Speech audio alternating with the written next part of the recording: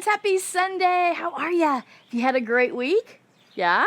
I've had a good week too. I'm so glad to see you. And I know a lot of you guys are winding down the end of school. Are you excited? You ready for summer? Me too. All right, so as you guys are winding down the end of school, I thought it was a good time for us to wind down our study of Genesis. All right, now I call it the giant stories of Genesis because each one of these stories is so huge. There's so much packed into it that we could study each one of these for months and months and months. But we're trying to bring it all together and finish it up. I hope you guys have your Genesis journals. Do you? You guys have those? Now, what happens if you missed a story or you don't have all the answers in there? You know what you could do? You just go back. This is one of the great things about this year is you could go back on TVC Kids Nashville YouTube. That's a safe place. It's a safe children's YouTube channel just with our TVC Kids things on it. And you could go back and study each one of these stories. So if you missed one, no big deal. We're going to do a really fast review today and next week. But if you missed it, just go back. You know, if you didn't see the one on, let's see, Noah's Ark, you might want to go back because I made Noah's Ark out of gingerbread. It was a really fun project for me. I hope you do it sometime too. All right, but we're going to spend this week and then next week, and we're going to go through this giant timeline of the big, giant stories of Genesis. Are you ready? All right, me too. Here we go. Where did it start? It started with creation in the beginning. God said it was good. He created. What's your favorite part? Was it when he said, let there be light? Was it when he made the sky? Was it when he made the land, the sea, and the plants?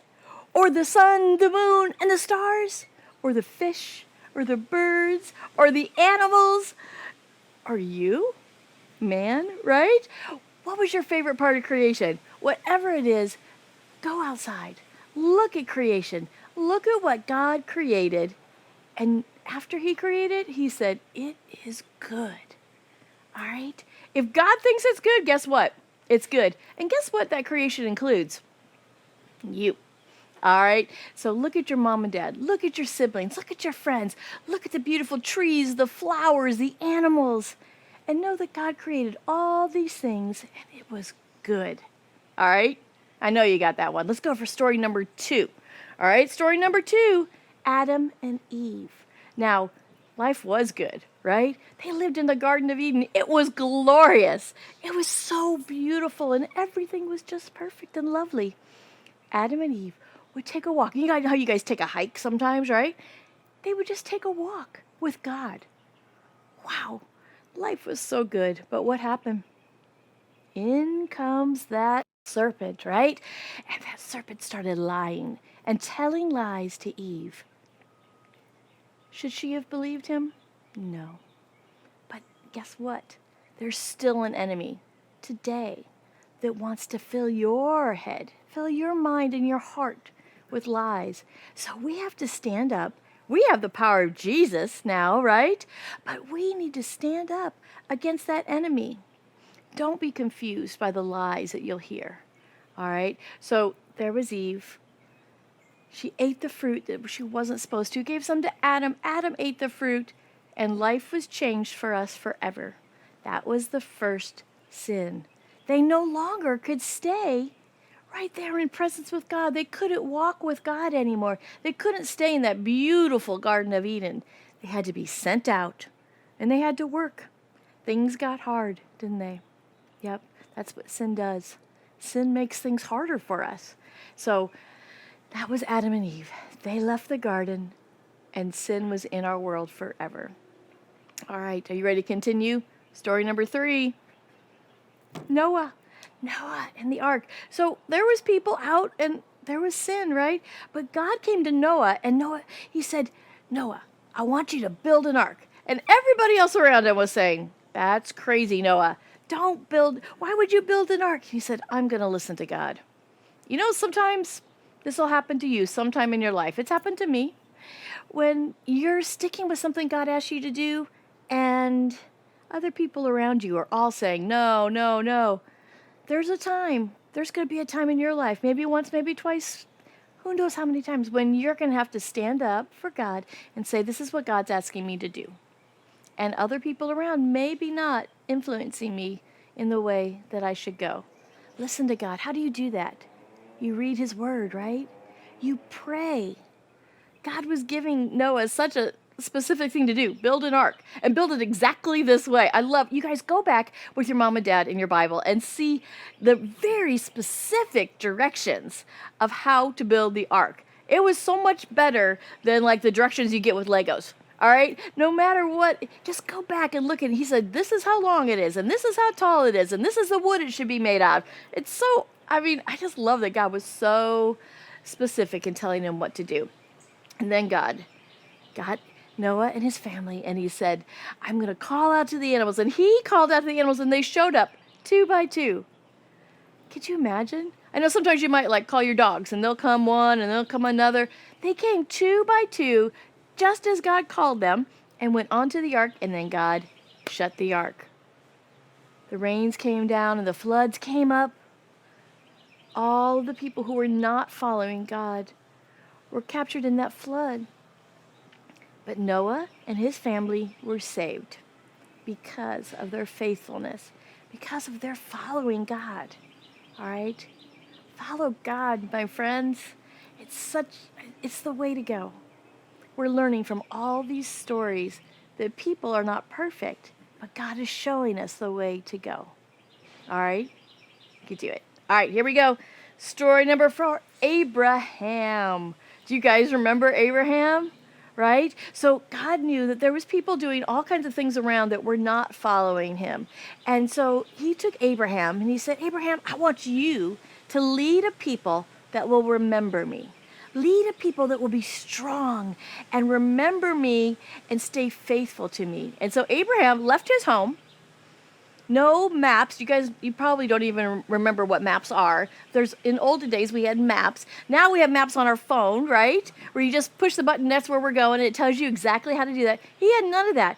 He just had to follow what God said, and he did. And he took his wife and he had many servants. He was a very wealthy man, so he had servants and animals, and they all started on the path to where God was taking them. And he got out there, and he was faithful. Do you know that Abraham was called God's friend? Do you want to be a friend of God? I sure do. More than anything, I want to be a child of God, and I hope you guys do too. So here's Abraham and Sarah. And they were very old by this time. And God said to Abraham and Sarah, look out at the sky. Remember him taking Abraham outside, right? He said, look at the sky and see the stars. And he said, Abraham, I'm going to give you as many descendants as the stars in the sky. And Abraham was like, but God, I'm very old. How will that work? How is that going to happen? It's like, I'm very old. I'm too old to have a baby. Abraham was almost twice as old as me. And here he was, and God saying, you're going to have as many descendants as the stars in the sky. And guess what? God was right. So here's Abraham and Sarah. They're very old. And 3 visitors come to Abraham's tent, right? And he's there. And he later found out that was God and angels there spending time with Abraham. Sarah laughed. She's like, how could I have a baby? I'm so old. But with God, nothing's impossible, is it? Everything is possible with God. And there came baby. Do you remember his name? Baby Isaac. You were so right. All right. Baby Isaac came and he grew up. Abraham was tested with baby Isaac, wasn't he? With Isaac when he was a little older. But Isaac grew up, and Abraham, before he passed away, he so wanted to make sure that Isaac had a wife that was someone who would follow God. And so Abraham went to one of his servants. It was the most trusted servant, the one that he had faith that he knew that he would listen to God. And he sent him and he said, I want you to go back to the land where I'm from and find someone from my land that loves God to marry Isaac, because he wanted that family line to continue. God loves family, and he's showing us a family line. He's just the beginning of this family line that will lead all the way to Jesus.